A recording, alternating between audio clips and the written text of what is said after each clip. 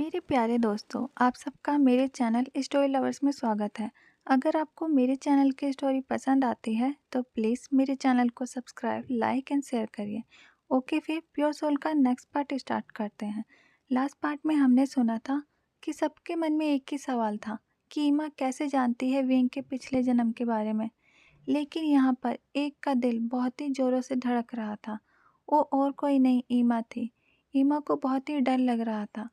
अगर सबको उसके बारे में पता चल गया, खासकर विंग को उसके बारे में पता चल गया, तो विंग से कैसे अपना नज़र मिलाएगी। ईमा को कुछ समझ में नहीं आ रहा था। अगर विंग उसके बारे में सब कुछ जान गया तो क्या विंग उसे माफ़ कर पाएगा? क्या विंग पहले की तरह उसे अपना दोस्त मानेगा? क्या विंग उससे प्यार करेगा? कुछ समय की शांति के बाद सिचन ने अपनी चुप्पी तोड़ी और वो बोला, अगर हमारा बेबी विंग का पूर्ण जन्म है तो ईमा जरूर जिन गांगियों का पूर्ण जन्म है। क्योंकि जब मैंने जिन गोंगों के कहने पर विंग का किडनैप कराया था, किडनैप करने के बाद उस कमरे में क्या हुआ था, सिर्फ 3 लोग जानते थे, मैं, विंग और जिन गोंगो। क्योंकि पूरी बात मैंने कभी किसी को नहीं बताई। यहाँ तक कि मैंने अपनी फैमिली को सिर्फ ये बताया था कि मैंने विंग को हिल से धक्का दिया।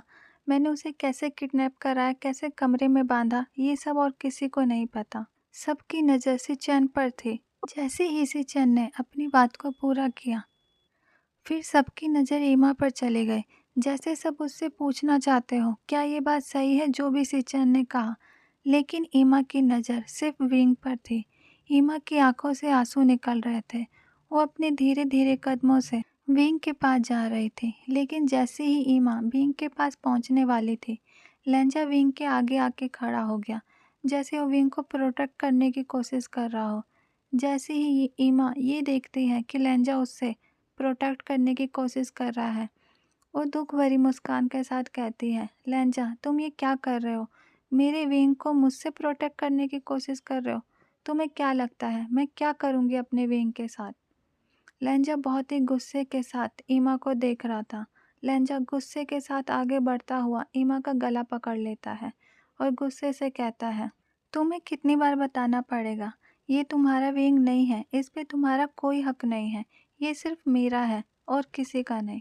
जैसे ही ईमा सुनती है कि लेंजा उसके विंग को अपना बता रहा है, ईमा को बहुत ही गुस्सा आ रहा था। ईमा की आंखों से गुस्सा साफ नजर आ रहा था।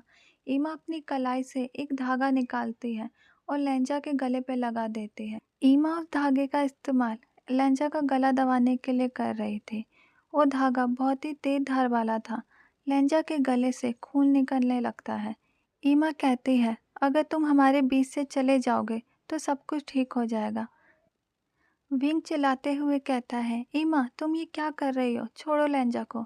ईमा विंग की तरफ स्माइल के साथ देखती है और कहती है, विंग हम वापस यूएसए चले जाएंगे, हम पहले की तरह रहेंगे, तुम भूल जाओ सब कुछ जो यहाँ हुआ। विंग मैं तुम्हारी ईमा हूँ जिसे तुमने अपनी मर्जी से अपना फ्रेंड बनाया था।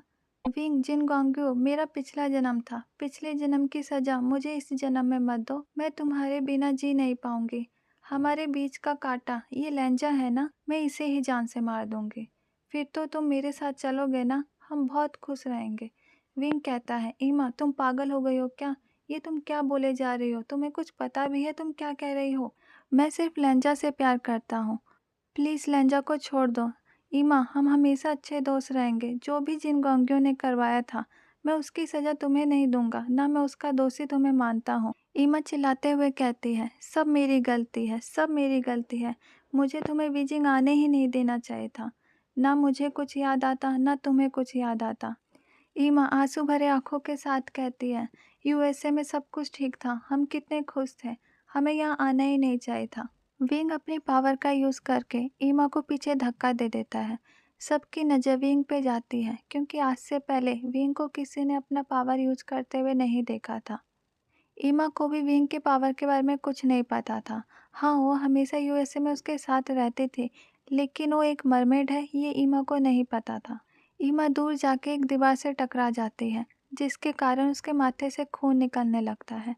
विंग ईमा के पास जाता है और उसे पकड़ते हुए कहता है, ईमा तुम ठीक हो ना, तुम्हारे माथे से खून निकलने लगा है। ईमा विंग से कहती है, विंग अगर तुम मेरी इतनी चिंता करते हो तो तुम मुझसे प्यार नहीं कर सकते क्या? बस एक बार मुझे मौका देके देखो। मैं अपनी पूरी ज़िंदगी तुम्हारे नाम कर दूँगी। प्लीज़ विंग, बस एक मौका।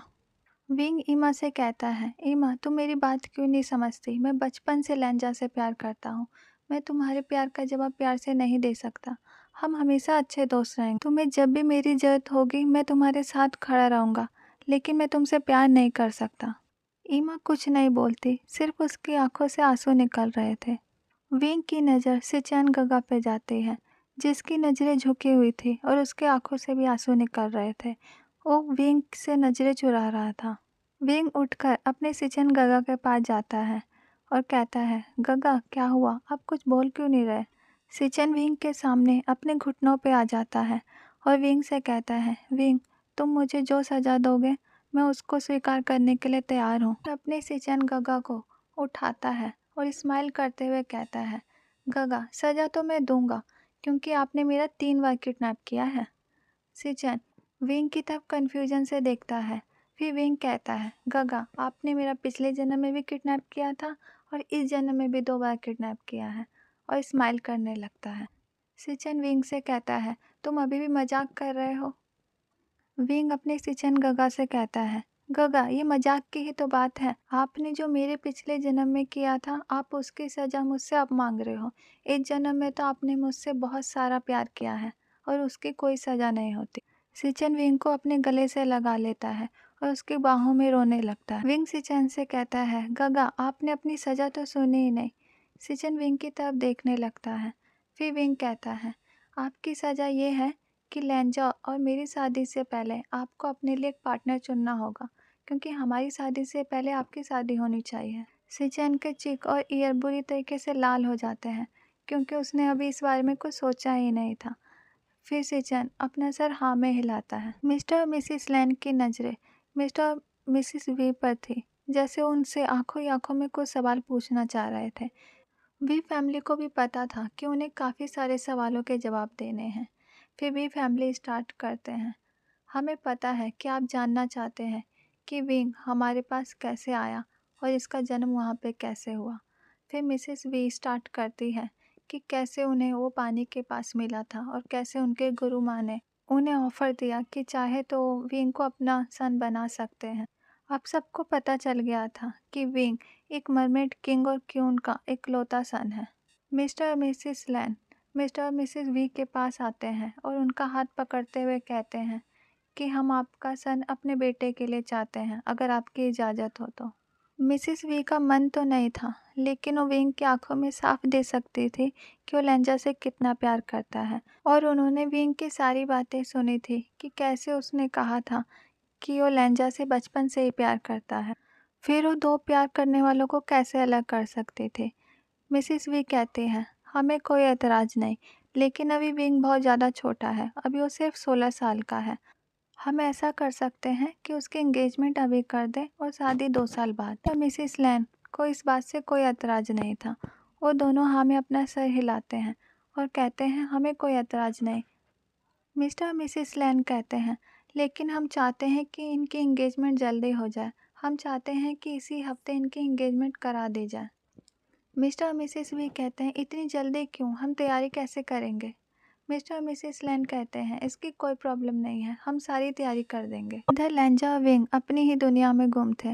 लेंजा बुरी तरीके से शर्मा रहा था और विंग उसे छेड़े जा रहा था। फिर मिसेस वी विंग को आवाज़ लगाते हुए कहती है कि अगर तुम्हारा हो गया हो तो अब हम अपने मैंसन चलते हैं, हमें बहुत सारे काम करने हैं। विंग अपना हाथ लेंजा के हाथ से छुड़ा लेता है और कहता है, लेंजा अब हम कल मिलेंगे। फिर वी फैमिली ईमा के पास जाती है और ईमा से पूछती है कि तुम हमारे साथ चलोगे ना?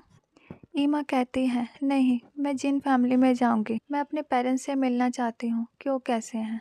मिस्टर और मिसेस वी अलाउ कर देते हैं और सब अपने अपने मेंशन के लिए निकल जाते हैं। ईमा अपनी कार लेती है और जिन फैमिली में चली जाती है। गार्ड उससे पूछते हैं कि आप किससे मिलना चाहती हैं? मैं मिस्टर और मिसेस जिन से मिलना चाहती हूँ। गार्ड अंदर जाके पूछते हैं और फिर वो ईमा को अलाउ कर देते हैं कि आप अंदर जा सकती हैं। जैसे ही ईमा अंदर जाती है और मिस्टर और मिसेस जिन के गले लग जाती है। मिस्टर और मिसेस जिन को कुछ समझ में नहीं आता कि ये लड़की कौन है और इनके गले क्यों लगी। फिर ईमा अपनी सारी सच्चाई मिस्टर और मिसेस जिन को बता देती है। वो ऐसी-ऐसी बातें बताती है जो सिर्फ जिन गांग को और उसके पेरेंट्स को पता थी। मिस्टर और मिसेज जिन को यकीन हो जाता है कि ये उनके बेटे का ही पुनर्जन्म है। दोनों खुशी से उसे गले लगा लेते हैं और कहते हैं, बेटा तुम्हारे जाने के बाद हम कितने अकेले हो गए थे। तुमने कितनी बड़ी गलती की खुदकुशी करके। हमें पता है कि हम तुम्हारे बिना कैसे जी रहे थे। हमारा एक एक पल काटना कितना मुश्किल हो गया था। फिर ईमा तेज तेज की रोने लगती है और कहती है, मॉम डैड मैं विंग से बहुत ज़्यादा प्यार करती हूँ, लेकिन विंग लेंजा से प्यार करता है। प्लीज़ कुछ करो, मुझे विंग चाहिए। फिर मिस्टर जिन समझाते हुए कहते हैं, ईमा तुम ये गलती दोबारा मत करो। किसी और की ज़िंदगी ख़राब मत करो जिसके वजह से बाद में तुम्हारी ज़िंदगी ख़राब हो जाए। अगर तुम विंग से इतना प्यार करते हो तो तुम उससे प्यार से जीतने की कोशिश करो।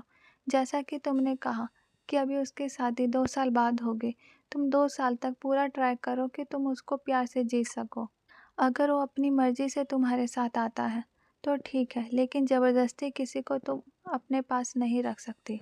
ईमा अपना सर हाँ में हिलाती है और मन में सोचती है कि मैं इन 2 सालों में पूरी कोशिश करूँगी कि मैं विंग को अपना बना लूँ, लेकिन प्यार से। मैं विंग को अपना बेस्ट साइड दिखाऊंगी कि वो अपनी मर्जी से लैंजा को छोड़ के मेरे पास आ जाए। इधर लैन और वी फैमिली बहुत धूम से इंगेजमेंट की तैयारी कर रही थी। कुछ दिन बीत जाते हैं। जब सारी तैयारी पूरी हो जाती है तो एक बड़े से होटल में लैंजा और विंग का इंगेजमेंट रखा जाता है। बहुत बड़े बड़े मेहमानों को बुलाया जाता है। वेन्यू को बहुत ही सुंदर तरीके से सजाया गया था। लैंजा और विंग से तो आंखें ही नहीं हट रही थी। वो इतने हैंडसम और ब्यूटीफुल लग रहे थे।